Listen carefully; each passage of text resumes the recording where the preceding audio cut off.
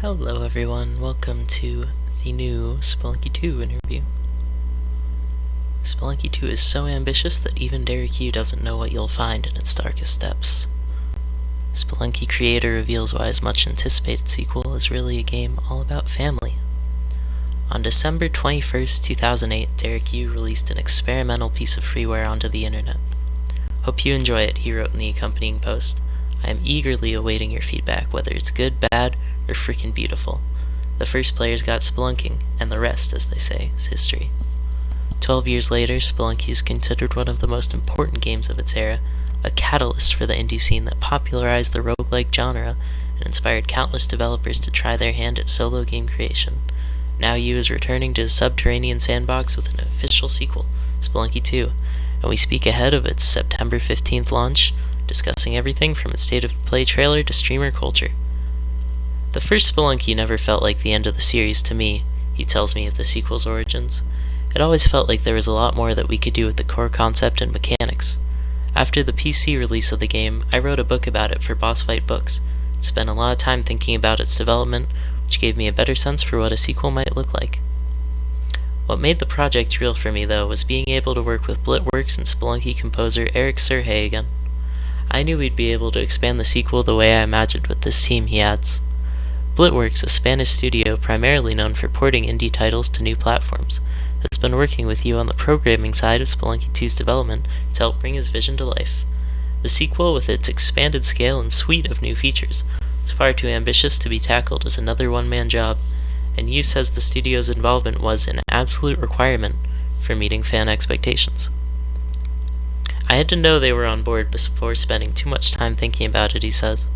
In order to make a bigger game and let people play online, and do it all in a reasonable time frame, it certainly required a larger, more experienced team. This was also the first Spelunky game where I've asked another artist to help me with illustrations. Justin Chan's done an amazing job bringing the character, world, and story of Spelunky to life. Sound of the Underground. Like its predecessor, Spelunky 2 is a game that delights in the unpredictability of its underworld. Yu jokes that there are secrets in the game that even he doesn't know about, as its emergent, procedurally generated assets are like a periodic table of chemical elements, primed and ready to interact with one another in all manner of unexpected ways, with the player being the most independent variable of them all. We're always sharing crazy things that happen in-game amongst the team, and I can only imagine what's going to happen when Spelunky 2 is released to the outside world, teases Yu. With a roguelike-inspired game, it's important not to be too strict in your approach to balance, because you can inadvertently remove a lot of fun moments. When I look at a potential exploit, I have to think about its impact across many runs. He continues, is this something obvious that players will want to use every run, limiting their creativity? Or is it something that you can only use 1 out of every 100 runs, or only if you know the game really well? In addition to the game's expansion of tools, zones, enemies, mechanics, and features, the story of Spelunky has been significantly broadened from what was once a simple concept, Digger Goes Spelunking, to a sci-fi adventure anchored in heart-stirring themes of family and kinship. The addition of local and online co-op means there are now more playable characters than ever, too, from OG Spelunker's daughter Anna to anthropomorphic Sloth. Another new addition is your base camp, where you'll be able to chat with other characters you've met and generally take a respite from the dangers of the caverns beneath. Yu explains that his focus on building relationships both with the co-op friends you play with and the characters you find in Spelunky 2 are inspired by my family, as well as the real-life Spelunky community and how important it's been to the continued life of the series. In Spelunky 2, I really wanted to build up the lore and give each character more personality and backstory, says Yu. None of this additional narrative will interrupt the basic flow of the game, because a lot of it is relegated to the journal and base camp, which is essentially an expanded version of the entrance room in Spelunky 1, where you could start a run or use shortcuts. Ultimately, the stories the player creates are the most important to Spelunky, but it makes their stories richer if the game's world feels like it's a living, breathing place. When Spelunky first launched, streaming was in its infancy, but its successor is releasing to a world that is just as interested in watching people play games as playing them for themselves. Add that to the fact that there's now an established community of Spelunkers ready to pore over every procedurally generated pixel from day one. Wow, procedurally generated pixel, it's hard to say. And Yu wonders whether Spelunky 2 will be able to recapture the mystery and magic that surrounded the first game's launch. I never hold out much hope for my intentionally hidden secrets to last long, especially since Spelunky is a community of dedicated players now, he says. I'd be happy for those secrets to last a few months, I can't say for sure. That's the exciting thing about releasing a game, especially a roguelike inspired one. It's hard to know what's going to happen to it once it's out of your hands. As for Spelunky 2's future, Mossmouth has already confirmed the game will be hitting PC a few weeks after its PC release. I think it means hitting PC after the PS4 release.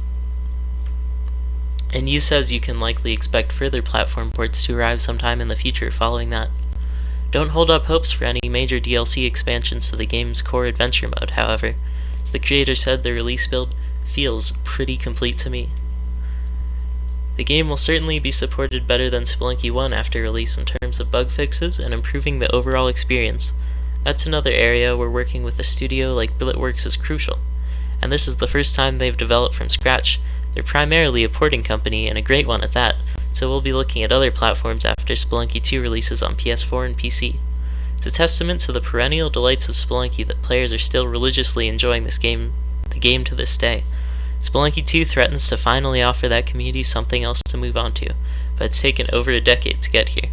Like that of the original game's mascot, many of Spelunky's fans will have grown up, got married, and even had children in the time between. Yet the Call of Underground still beckons them beneath the surface for just one more run. The sequel won't be changing that ritual, but merely enriching it, while also introducing the joys of spelunking to an entirely new generation of players. No wonder Yu doesn't matter that his biggest sequels will likely get found out within the first few weeks. Whew, that is a long article. So let's see, what are my thoughts?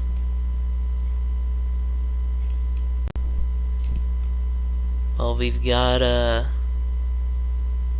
13 more days. Despite the long wait, I'm not in a hurry. I'm still pretty confident it'll be good. Let me know in the comments what you think, and I'll see you on the next video. Thanks for watching.